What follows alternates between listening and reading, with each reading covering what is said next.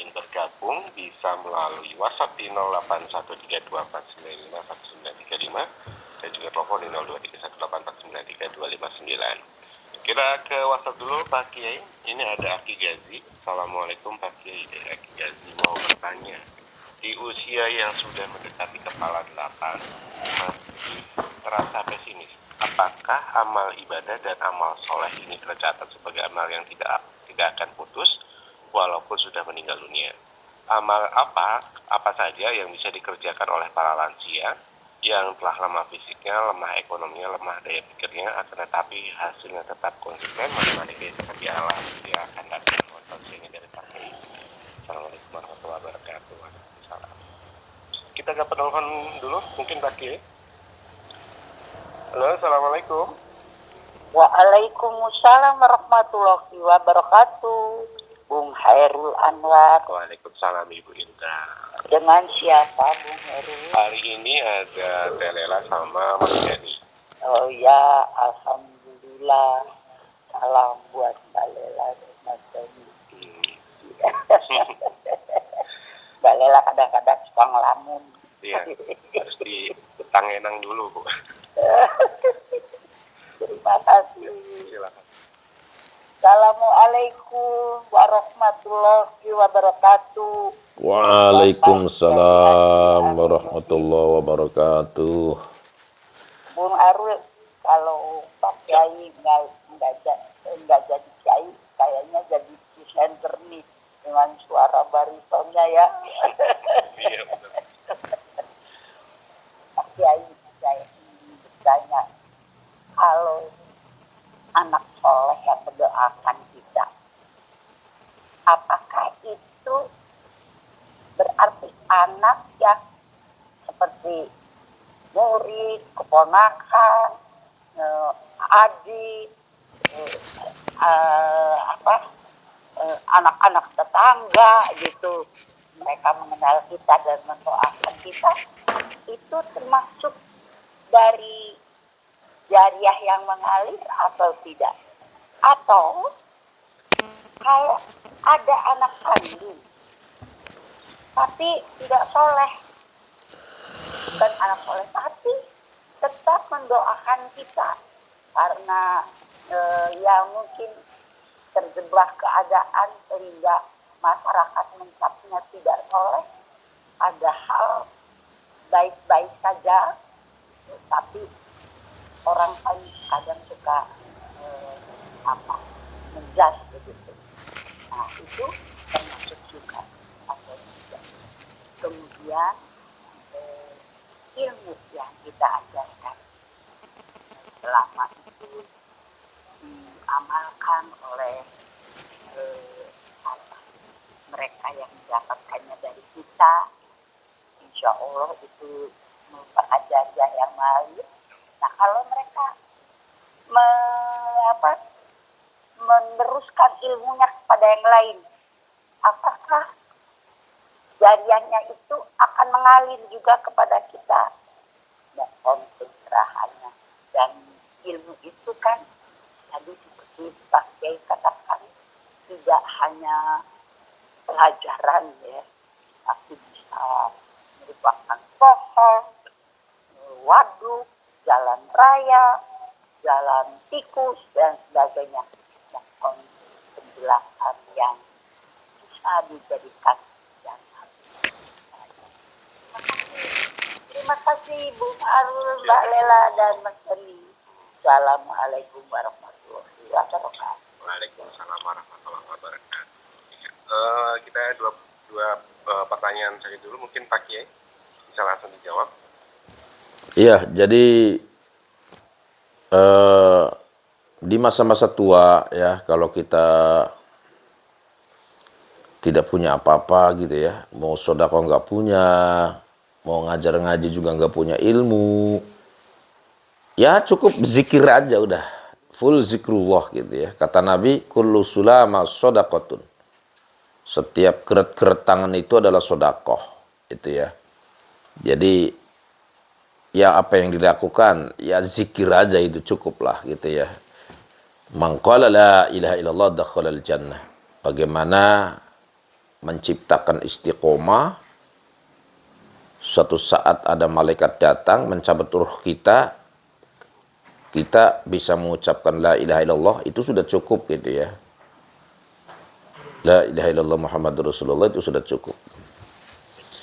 Kemudian Ibu Indra, pertanyaannya luar biasa ya. Jadi yang dimaksud waladun soleh tadi anak sendiri gitu ya, anak darah daging gitu ya.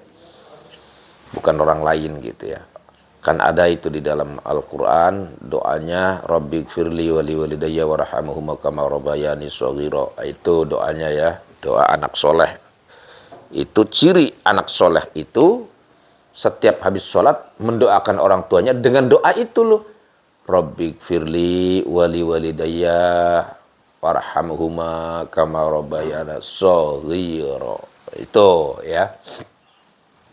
Jadi kalau anak soleh itu walaupun dia tidak mendoakan untuk orang tuanya, tapi dengan sendirinya nyambung gitu. Kalau seperti anak soleh ini jadi ustadz atau mubaligh, maka itu amalnya nyambung gitu. Pahala nyambung kepada orang tuanya.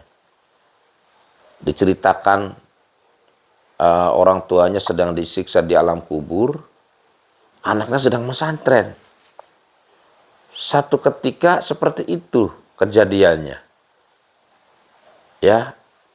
Maka di sana di alam kuburnya langsung dihentikan siksa kuburnya ini karena dapat dari anaknya itu. Karena anaknya selagi pesantren.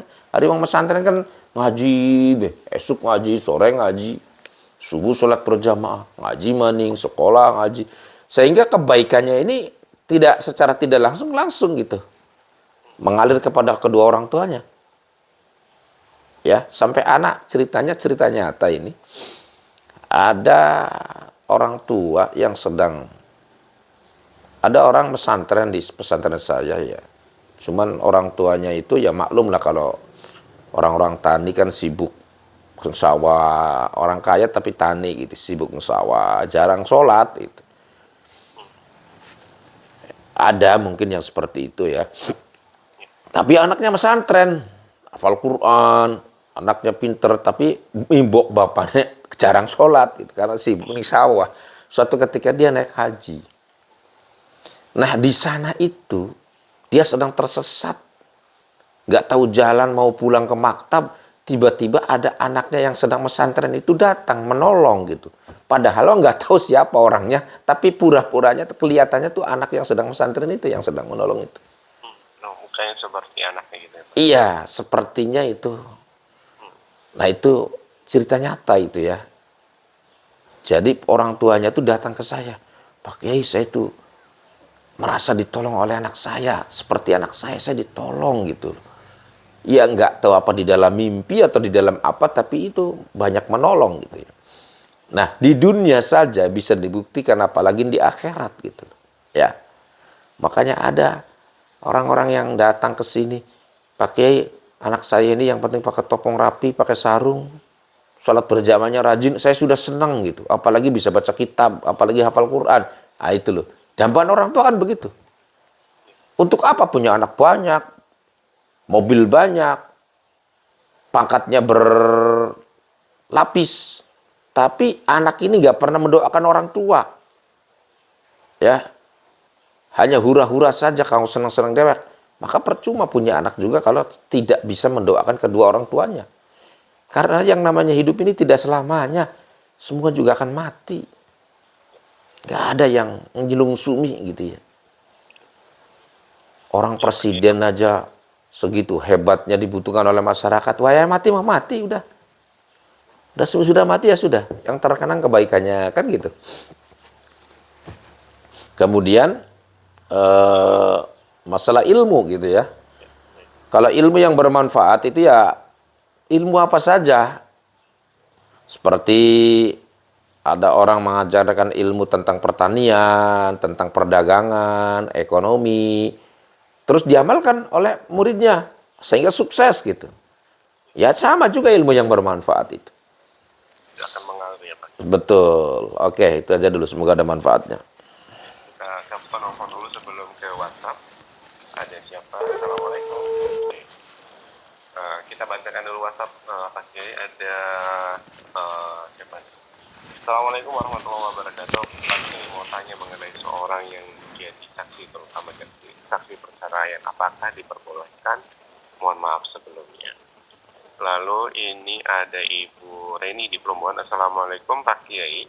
Mau bertanya, jika ada orang yang memberikan karpet mukena dan Al-Quran ke musola, apakah itu pahalanya akan tetap mengalir? Juga ketika orang yang sudah meninggal. Mohon penjelasan. Iya, pertama itu gimana itu? Apa itu yang pertama?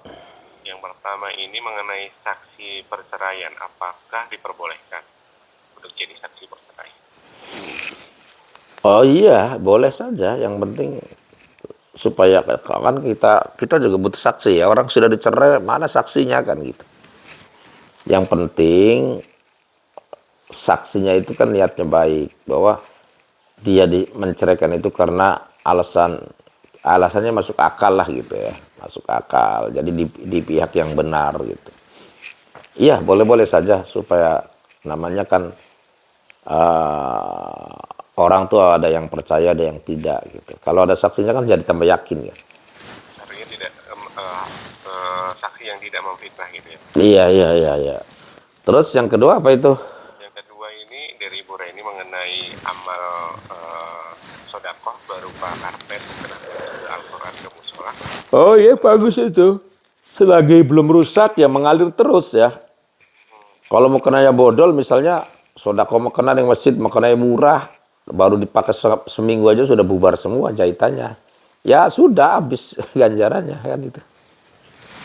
Al-Quran juga misalnya tidak ada yang membaca, apakah itu pahalanya akan mengalir atau tidak? Ya kalau tidak ada yang membaca kan dari mana ngalirnya kan gitu. Ya harus ada yang membaca.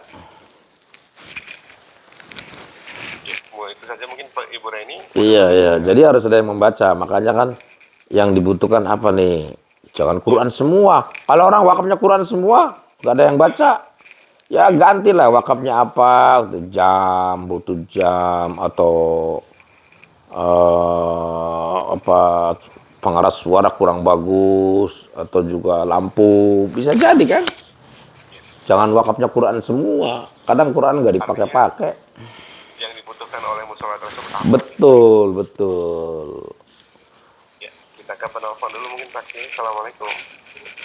Waalaikumsalam warahmatullahi wabarakatuh. Alhamdulillahirrahmanirrahim. Sung Anwar. Ya, silakan Pak. Ya, sehat RRI. Keterimanya di Subang. Ya, Pak Kasmo dari Subang. Assalamualaikum Pak Kiai. Waalaikumsalam warahmatullahi wabarakatuh. Mau ikut bertanya biasa tiap pagi mantap. Alhamdulillah Ustadz Cirebon yang di RRI ini berguna bagi bangsa, negara, agama. Saya tanyakan begini Pak Kiai, saya udah lama orang tua kan udah meninggal semua. Saya sok rasa kebingungan. Jadi mendoakan untuk orang tua sudah meninggal. Surat apa yang paling tepat itu Pak Kiai? Minta diterangkan begitu. Nah, gimana? Assalamualaikum Pak Kiai. Waalaikumsalam warahmatullahi wabarakatuh. Terima kasih untuk Pak Kasmo berkaitan dengan surat yang dibaca. Iya. Jadi kalau kita punya orang tua sudah meninggal, ya banyak hal ya yang harus kita lakukan ya. Banyak hal yang harus bisa kita lakukan untuk orang tua kita, kebaikan orang tua kita. Misalnya kalau kita punya tanah, kita wakafkan ke masjid pesantren atas nama orang tua kita yang sudah meninggal. Itu juga boleh. Itu ya. Kalau tidak, ya berkurban misalnya. Nggak apa-apa, kurban atas nama orang kita sudah meninggal. Atau umroh, diumrohkan gitu ya. Kalau nggak punya, ya cukup seperti tadi tuh, didoakan. Itu kalau membaca doa itu alif lam mim terus ayat kursi gitu ya. Ayat kursi terus dijambung dengan surat Baqarah terakhir gitu.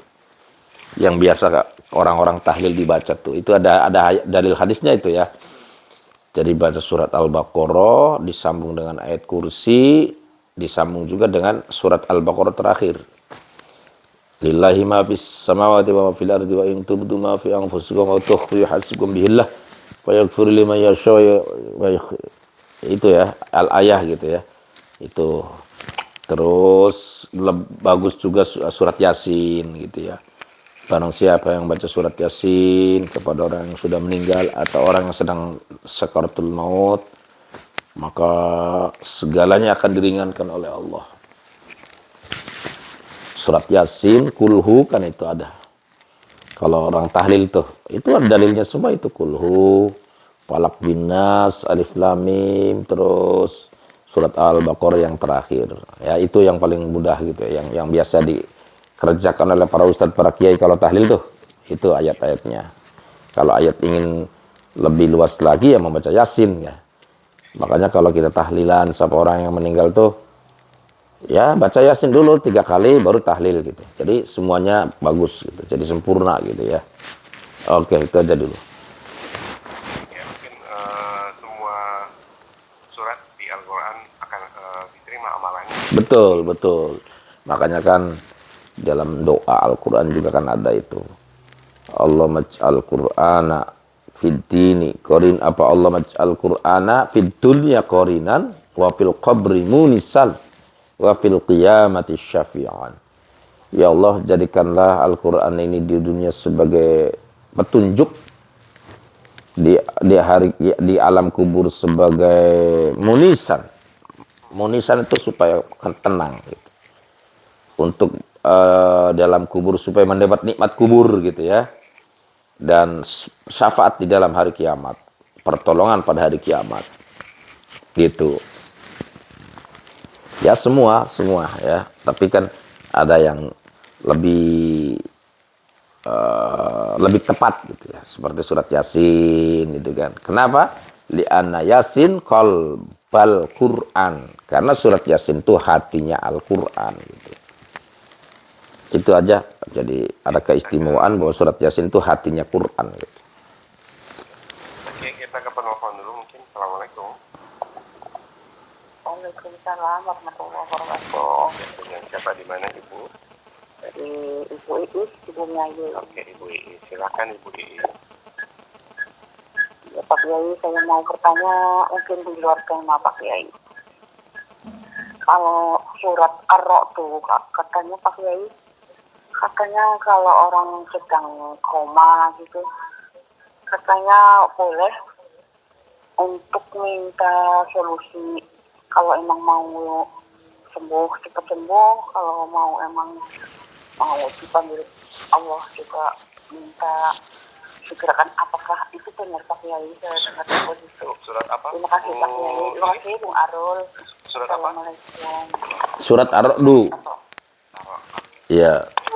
Yang itu biasa dipakai ya. Jadi surat Ar-Ra'du itu kalau sudah orang tuh sakit, sudah lama mati enggak, sakitnya juga kasihan gitu.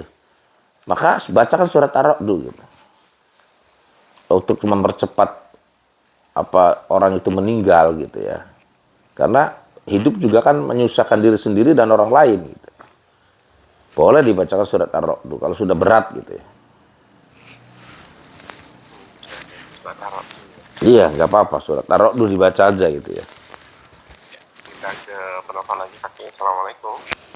Waalaikumsalam warahmatullahi wabarakatuh.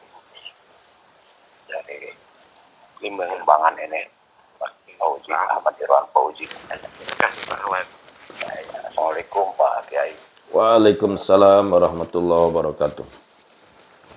Saya mau bertanya tentang masalah antara akikah dan kurban. Di sini ada dua pendapat. Tetap saya mengambil pendapat yang mayoritas.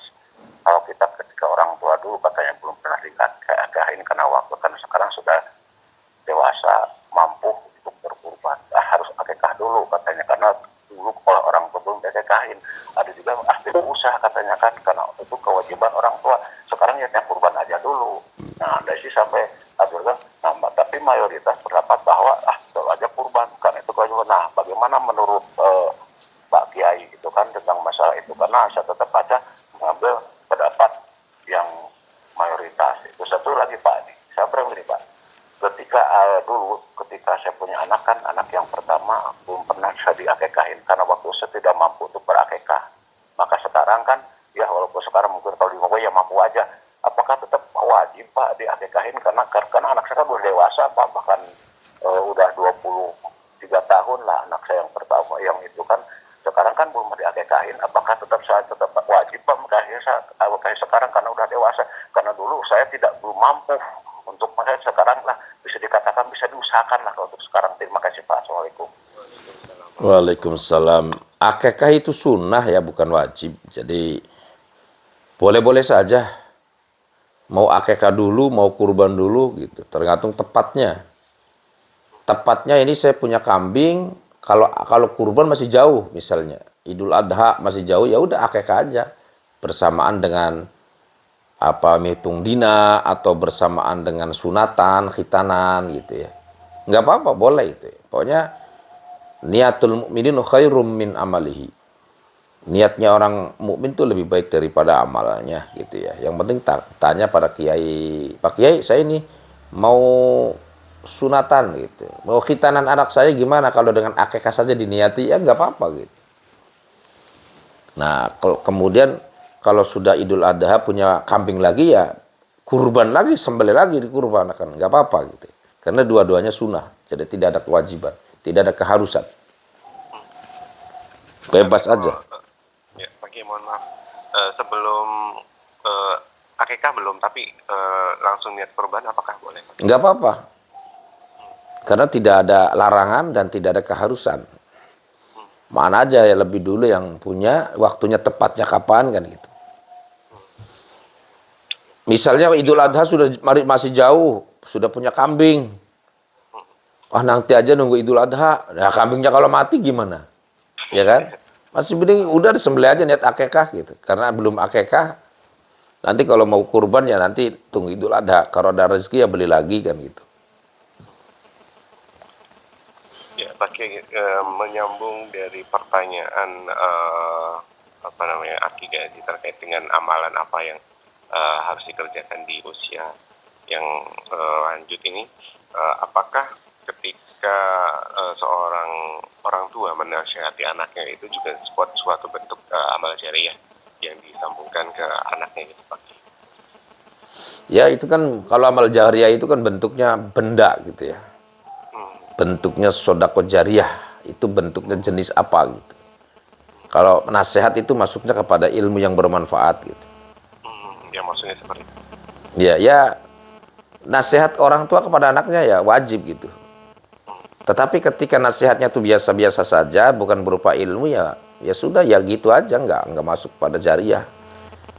Kalau jariah itu harus berbentuk, sodako jariah harus berbentuknya tanah, uang, atau juga bisa saja orang yang sudah tua ini supaya punya jariah nanam apa gitu, nanam pohon apa, sering tanam tanaman lah walaupun sudah tua kan gitu. Maka nanam itu bukan untuk diri sendiri, tapi untuk nanti anak putunya ini kira-kira bisa merasakan pohon mangga ini kan gitu. Itu aja yang dilakukan oleh orang tua kalau nggak punya sama sekali ya, nanam sesuatu gitu, yang buahnya nanti untuk anak putunya kan gitu. Ya, mungkin bisa bermanfaat juga untuk Betul ya.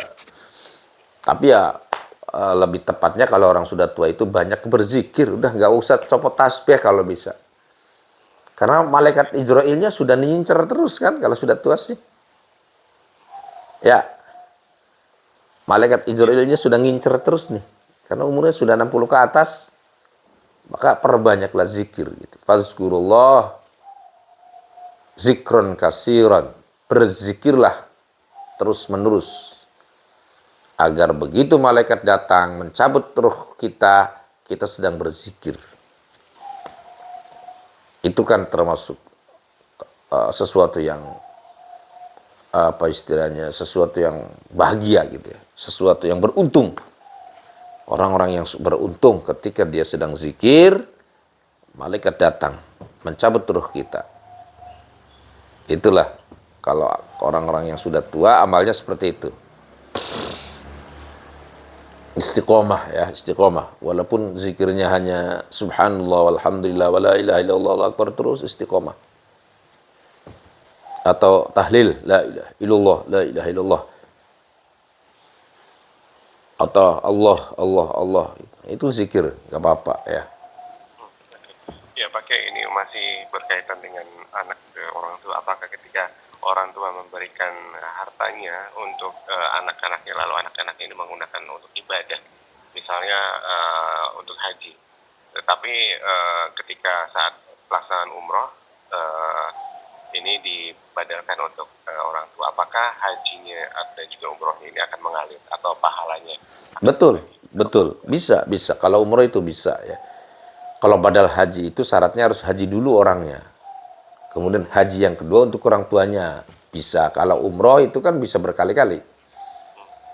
Ya, ya misalnya seorang tersebut umroh untuk dirinya, apakah pahalanya akan dikasih juga pakai ketika hartanya itu berasal dari orang? Ya, kalau umroh itu bisa untuk dirinya khusus, nggak boleh double-double ya.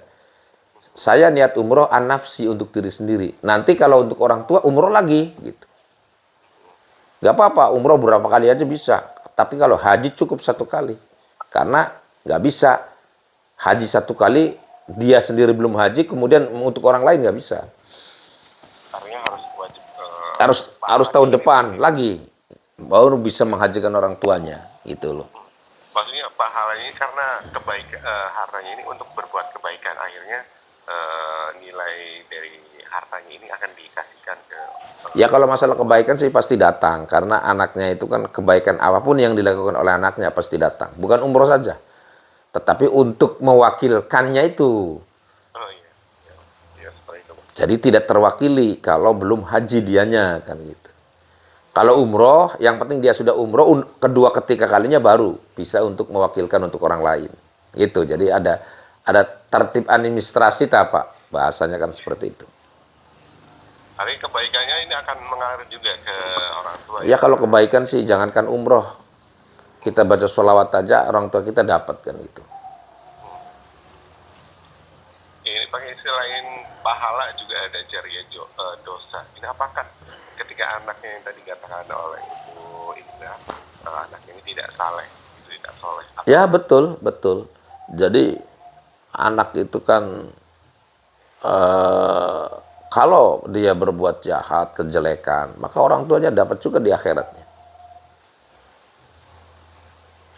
Itu. Nah, ini batasannya seperti apa nih Pak? Ketika dia balik, apakah sudah stop gitu, artinya dosanya ini sudah ditanggung sendiri gitu, atau akan tetap? Iya, ketika dia waktu hidupnya orang tuanya tidak memberikan agama, tidak memberikan pengarahan, sehingga anak itu tidak terarah hidupnya karena kesalahan orang tua gitu ya. Maka di akhirat juga dosa yang besar bagi orang tua itu ketika orang tua punya anak, anaknya tidak terarah, maka orang tua itu ke bawah-bawah gitu, dapat dosa. Selamanya seperti itu. Apalagi dia meninggalkan uang banyak, uangnya kalau judi, kalau maksiat, maka semua datang ke orang tuanya. Itulah pentingnya pendidikan agama agar anak-anak kita itu bukan jadi beban. Makanya dalam Al-Quran dijelaskan innama amwalukum wa auladukum fitnah, kan gitu. Sesungguhnya harta-hartamu, anak-anakmu itu jadi fitnah. Ketika mereka tidak ngerti hukum agama, ketika mereka tidak ngerti arti kehidupan, mereka tidak ngerti tentang akhirat, maka anak-anak itu jangan dianggap sebagai perhiasan, tapi itu jadi fitnah loh. Fitnah itu di dunia mengganggu, di akhirat dia juga akan mengganggu masuk surga. Sehingga orang tuanya dipertanyakan, kenapa Bapak ini tidak mendidik agama kepada anak-anaknya, sehingga anak-anaknya pada belangsak gitu kan. Ya, oke, mungkin kita tutup dengan kesimpulan. Ya, kesimpulannya bahwa kita hidup di dunia ini tidak akan lama gitu ya. Semuanya sementara. Kita ini sedang menunggu giliran kematian. Maka ketika kita diberi kesempatan oleh Allah ada waktu luang, kita manfaatkan untuk kebaikan, untuk akhirat. Orang-orang yang punya harta, ya kita infakkan ke jalan Allah. Karena itu akan kembali pada diri kita sendiri kelak nanti di akhirat. Oke, itu aja dulu, semoga ada manfaatnya. Ya, terima kasih Pak Kiai atas tausiahnya, mudah-mudahan bermanfaat untuk pendengar. Dan selamat pagi dan assalamualaikum warahmatullahi wabarakatuh. Waalaikumsalam warahmatullahi wabarakatuh.